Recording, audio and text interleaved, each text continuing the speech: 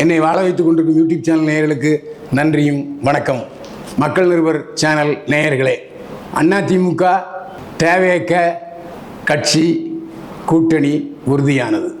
சமீபத்தில் அதிமுகவில் ஒரு பெரிய கலைவரத்தை உண்டு பண்ணினார் செங்கோட்டையன். அதாவது விவசாயிகள் எடப்பாடியாருக்கு நடத்திய பாராட்டு விழாவில் ஜெயலலிதா படம் இல்லை, எம்ஜிஆர் படம் இல்லை என்று ஒரு குரலை எழுப்பினார். அதற்கு எடப்பாடி பழனிசாமி மிகச்சரியான விளக்கத்தை கொடுத்திருந்தார். இது அத்திக்கடவு திட்டம். இந்த அத்திக்கடவை நிறைவேற்றினது என்னுடைய முதல்வராக இருந்தபோது தான் நிறைவேற்றப்பட்டது. இந்த அத்திக்கடவு விவசாயிகள் என்பவர்கள் எல்லா கட்சியை சார்ந்தவர்களும் அதில் இருக்கிறாங்க. அப்படின்னா எல்லா கட்சி தலைவருடைய படத்தையும் போட வேண்டியிருக்கும். பாராட்டு விழா எனக்குத்தான் என்று சொன்னார்கள். நான் பேசாமல் இருந்துட்டேன். அதனால் என்னுடைய படத்தை மட்டும் வைத்து அவர்கள் பாராட்டு விழா நடத்தினார்கள். இதில் என்ன தப்பு இருக்குது? இதில் எங்கே எம்ஜிஆர் படம், எங்கே ஜெயலலிதா படம் என்று கேட்பதற்கு எங்கே வாய்ப்பு இருக்கிறது என்று ஒரே பதிலை சொல்லி வாயை மூடிவிட்டார் எடப்பாடி. அதுக்கப்புறம் கோபிச்செட்டிப்பாளையம், அதாவது செங்கோட்டையன் ஊர்லேயே தன்னுடைய படத்தை எடப்பாடி பழனிசாமிக்கு மேலாக பெரிதாக போட்டுக்கொண்டு ஒரு கூட்டம் நடத்தினார். ஆனால் சமீபத்தில் நேற்று நடந்த ஒரு கூட்டத்தில் கோபிச்செட்டிப்பாளையம் பக்கத்திலேயே ஒருவர் செங்கோட்டையனை எதிர்த்து கேட்டார், நீ செய்கிறது சரியா? உன்னை வாழ வைத்தது ரெட்டையில் புரட்சியாளர் எம்ஜிஆர், நீ அவருக்கு துரோகம் பண்ணுற மாதிரி நீ இப்போ கட்சியில் பிளவு ஏற்படுத்தினா அது சரியா என்று கேட்டிருக்கிறார்கள். இது நியாயமான கேள்வி. எங்கள் புரட்சி தலைவர் இருக்கும் பொழுதே அவருக்கு எதிராக பலர் எதிராக பிரிந்தார்கள், தனியாக இயக்கம் ஆரம்பித்தார்கள். இதில் முதல்வர் யாருன்னா அமைச்சர் சோமசுந்தரம் அவர்கள். எஸ்டி சோமசுந்தரம் தான் கட்சி தனியாக ஆரம்பித்தார். அதுக்கப்புறம் ஒரு புகாரின் பேரில் அமைச்சர் சவுந்தரபாண்டியனை நீக்கினார். அவர் தாழ்த்தப்பட்ட இனத்தை சேர்ந்தவர். அப்போ அந்த சமயத்தில் அவர் தனியாக இயக்கம் கண்டார். இதை விட என்னென்னா, எஸ்டி சோமசுந்தரம் எம்ஜிஆர் மீது ஊழல் பட்டியலையே கொடுத்தார். இதெல்லாம் யாருக்கு தெரியும்? மறந்துருக்கு. ஆனால் நாங்கள்லாம் 1972 இந்த பச்சை குத்திய அதிமுகவினர், எங்களுக்கு வரலாறு எல்லாம் தெரியும். அதனால் இப்போ வந்தவங்க சொல்கிறத நான் நம்ப மாட்டேன். நான் திரும்ப ஜெயலலிதாவை அம்மா என்று அழைத்ததற்கு காரணம், அவர் சேவல் சின்னத்திலே இரட்டை புறா சின்னத்தில் நின்றார். அப்போது சேவல் சின்னத்தில் ஜெயலலிதா அவர்கள் போட்டியிட்டார்கள், இரட்டை புறா சின்னத்தில் ஜானகியம்மையார் போட்டியிட்டார்கள். அதில் விரல் விட்டு எண்ணக்கூடிய அதிமுகவினர் மட்டும்தான் ஜெயித்தார்கள். அதுவும் சேவல் சின்னத்திலே போட்டியிட்ட ஜெயலலிதாவின் வேட்பாளர்கள் தான் ஜெயித்தார்கள். இதன் காரணமாக தோல்வியடைந்த ஜானகியம்மா பெரிய மனதோடு ஜெயலலிதாவுடன் ஒரு ஒப்பந்தம் போட்டார்கள். கட்சி அதிமுக, அது ஜெயலலிதாவுக்கு. அதே போல் அதிமுக தலைமையகம் ஜெயலலிதாவுக்கு. மீதி சத்யா ஸ்டூடியோ, எம்ஜிஆர் சம்பாதித்த சொத்துக்கள், எம்ஜிஆருடைய மார்க்கெட்டு, அப்புறம் எல்லாத்தையும் நீங்கள் வச்சிங்க என்று சொல்லிவிட்டார் ஜெயலலிதா. தலைமை கழகத்தை மட்டும் வைத்து கொண்டார் ஜெயலலிதா. அதற்கு பிறகு இரட்டை சின்னமும் மீண்டும் கிடைத்தது ஜெயலலிதாவால். இந்த ஒரே காரணத்துக்காக எல்லோருமே ஜெயலலிதாவை ஏற்றுக்கொண்டோம். ஆர்மி உள்பட எல்லோரும் ஏற்றுக்கொண்டார்கள், சிலர் பிரிந்து போனார்கள். அதுக்கப்புறம் மிகப்பெரிய எதிர்ப்புக்கிடையே ஜெயலலிதா முதல்வரானார், மும்முறை முதல்வரானார். இதுக்காக ரெட்டைலைக்காகத்தான். அதற்கப்புறம் ஜெயலலிதா மறைவுக்கு பின்னால் எடப்பாடியார் முதல்வரானார். அந்த சமயத்தில் தனக்கு முதல்வர் பதவி கிடைக்கவில்லை என்ற ஒரே பொச்சரிப்பு, பொறாமை காரணமாக அதிமுகவிலிருந்து எதிரி இயக்கம் தொடங்கியவர் ஓ பன்னீர்செல்வம். நேராக ஜெயலலிதா சமாதியில் போய் தர்ம யுத்தம் தொடங்கினார்.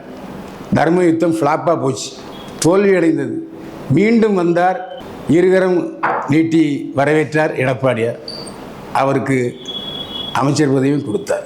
அந்த 4 வருஷம் பாவம் எடப்பாடியாருக்கு, முதல்வர் எடப்பாடி பழனிசாமிக்கு ஓ பன்னீர்செல்வம் முதல்வர் எடப்பாடி பழனிசாமிக்கு கொடுத்த தொல்லைகள் ஏராளம். அதை சமீபத்தில் தேனிக்கு சென்று அங்கே எல்லா உண்மைகளையும் வெட்ட வெளிச்சமாக்கினார் எடப்பாடி பழனிசாமி அவர்கள். என்ன சொன்னார்னா, ஏப்பா ஓ பன்னீர்செல்வம் சீனியருங்கிறிய யார் சீனியர்? யார் உழைத்து முன்னுக்கு வந்தவர்கள்?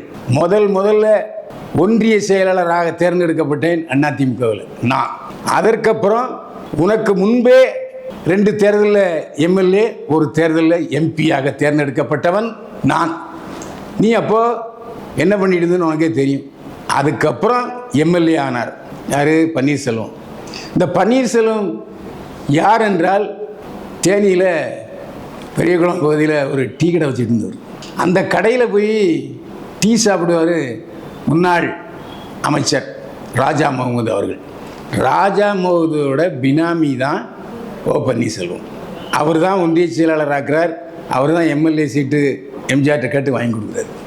அதற்கப்புறம் எம்எல்ஏவாக வந்த பிறகு அவருக்கு பேசவே தெரியாது.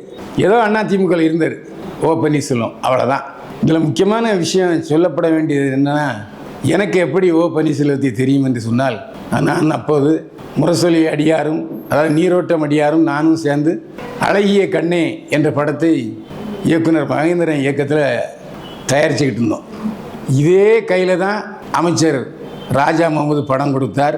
அந்த ரூபாயை அப்படியே வாங்கிட்டு போய் மகேந்திரன் இயக்குனரிடம் அட்வான்ஸாக கொடுத்தோம். படப்பிடிப்பு ஆரம்பமாகிவிட்டு அப்போது மஞ்ச பையில் 1 லட்சமோ 2 லட்சமோ கொண்டு வந்து கொடுப்பார் இந்த பன்னீர்செல்வம். அதாவது அமைச்சர் ராஜா முகமது கொடுத்த பணத்தை மஞ்ச பையில் கட்டிக்கிட்டு வருவார் பன்னீர்செல்வம்.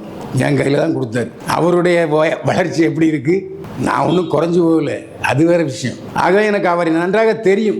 அதுக்கப்புறம் ஜெயலலிதாவும் சசிகலாவும் சேர்ந்து ஜெயலலிதா மீது ஒரு வழக்கு காரணமாக அவர் டிவார் செய்யப்படுது.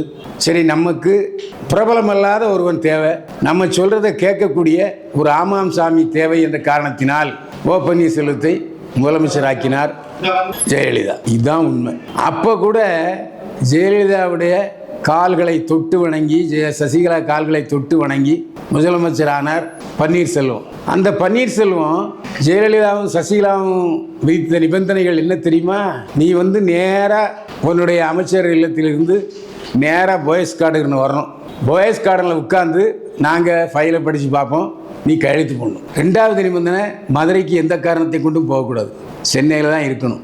எனவே ஒரு ஆமாம் சாமி ஆக செயல்பட்டவர் தான் முதலமைச்சராக பதவியேற்றவர் பன்னீர்செல்வம். இதெல்லாம் எல்லாரும் தெரியாமையா இருக்கு. அதுக்கப்புறம் எனக்கு தெரிந்து புரட்சித் தலைவர் எம்ஜிஆருடைய நினைவு நாளில் மேடையில் ஏற்றலை ஓ பன்னீர்செல்வத்தை. எத்தனை பேருக்கு தெரியும் இந்த விஷயம்? எனவே அப்போதே ஜெயலலிதா ஓ பன்னீர்செல்வத்தை பழி வாங்கி விட்டார். ஓ பன்னீர்செல்வத்தில் ஏதோ ஒரு நடவடிக்கையில் முதல்வர் ஜெயலலிதாவுக்கு பிடிக்காமல் போயிட்டு, அதனால தான் இது யாரும் சொல்ல மாட்டாங்க. சசிகலாவும் சொல்ல மாட்டாங்க, டிடிவி தினரும் சொல்ல மாட்டாங்க, ஏன் பன்னீர்செல்வம் சொல்ல மாட்டார். பன்னீர்செல்வத்தை தவிர வேறு ஒருவரை தேர்ந்தெடுக்க வேண்டிய சூழ்நிலை சசிகலாவுக்கு வந்த பொழுதுதான் யார் இந்த எம்எல்ஏக்களை கட்டுக்குள் வைத்திருப்பது, அது புகழ் ரீதியாகவும் இருக்கலாம், பணம் ரீதியாகவும் இருக்கலாம் என்று சொன்ன பிறகுதான் அங்கே மகாபலிபுரம் போகிற வழியில் அந்த ஹோட்டலில் தங்க வச்சு அவர்களுக்கெல்லாம் செலவு செய்தவர் எடப்பாடி பழனிசாமி. அந்த அடிப்படையில் அவருக்கு முதல்வர் பதவி கொடுக்கப்பட்டது. இது இல்லைன்னு அதிமுக யாராவது மறக்க முடியுமா? அத்தனை சூழ்நிலையும் 4 வருஷம் எந்தவித எல்லாவற்றையும் சகித்து கொண்டு அதிமுகவை வழி நடத்தி முதல்வராக எல்லா எம்எல்ஏக்களையும் கட்டுக்கோப்பில் வைத்தவர் பழனிசாமி. அவரை போய் நீ யாரு, உனக்கு என்ன சீனியரு, நான் தான் அப்படின்னு சொல்கிறது பன்னீர்செல்வத்துக்கு அழகல்ல. இப்போவும் சொல்கிறாரு, இந்த மாதிரி சசிகலாவை, தினகரனை மீண்டும் அதிமுகவில் இணைக்க வேண்டும்னு.